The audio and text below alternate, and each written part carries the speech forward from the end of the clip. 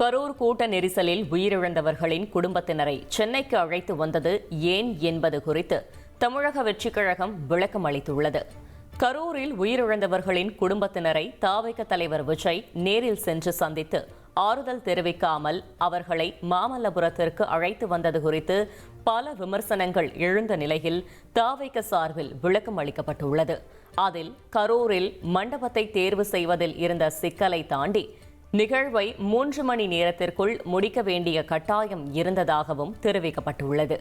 பாதிக்கப்பட்டவர்களுடன் விஜய் மனம் விட்டு அதிக நேரம் பேச விரும்பியதாலேயே சென்னையை தேர்வு செய்ததாகவும், கரூரில் பாதுகாப்பு பிரச்சினை ஏற்படாமல் இருக்கவே இந்த ஏற்பாடு செய்யப்பட்டது என்றும் தெரிவிக்கப்பட்டுள்ளது.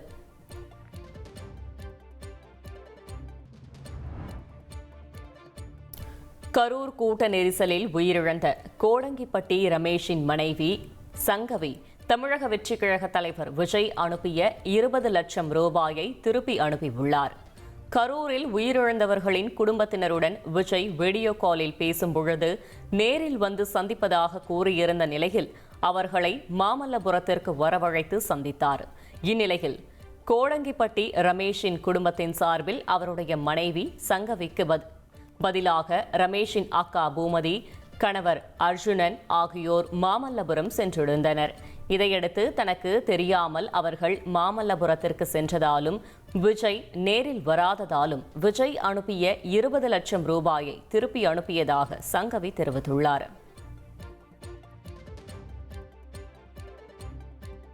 பணத்தை வச்சு அவரோட இறந்த உயிரோட யாராலையும் திருப்பி தர முடியாது. எங்களுக்கு ஆறுதலை தான் பெருசு.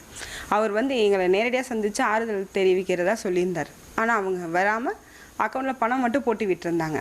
அதே மாதிரி இன்றைக்கி விஜய் சந்திக்க போகிறதுக்கு அழைச்சிட்டு போயிருக்காங்க. ஆனால் நாங்கள் போகலை. பாதிக்கப்பட்ட நானோ என் கணவரோட அப்பாவோ யாரும் போகலை. ஆனால் எங்களோட அதாவது என் கணவர் பேரையும் என் பேரையும் உபயோகப்படுத்தி எங்களோட ரிலேட்டிவ் மிஸ்யூஸ் பண்ணி அவங்க போயிருக்காங்க. எங்களுக்கே தெரியாமல் போயிருக்காங்க. யார் யார் அப்படி போனதுங்க? என் கணவரோட அக்கா வீட்டுக்கார், அப்புறம் என்னோட சித்தப்பா.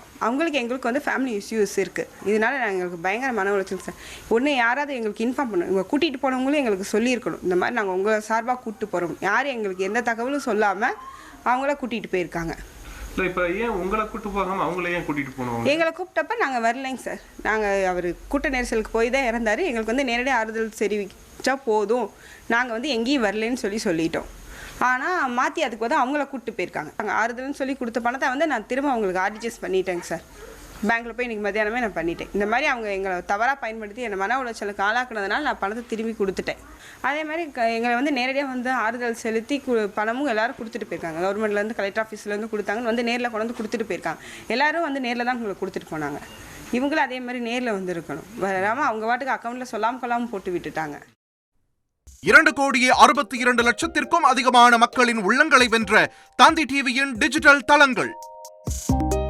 1,23,00,000 யூடியூப் சப்ஸ்கிரைபர்ஸ், 46 லட்சம் ஃபேஸ்புக் ஃபாலோவர்ஸ், 23 லட்சம் இன்ஸ்டாகிராம் ஃபாலோயர்ஸ், 23 லட்சம் எக்ஸ் ஃபாலோவர்ஸ், 11 லட்சம் தந்தி ஆப் டவுன்லோட்ஸ், 35 லட்சம் வெப்சைட் மந்த்லி ஆக்டிவ் யூசர்ஸ்.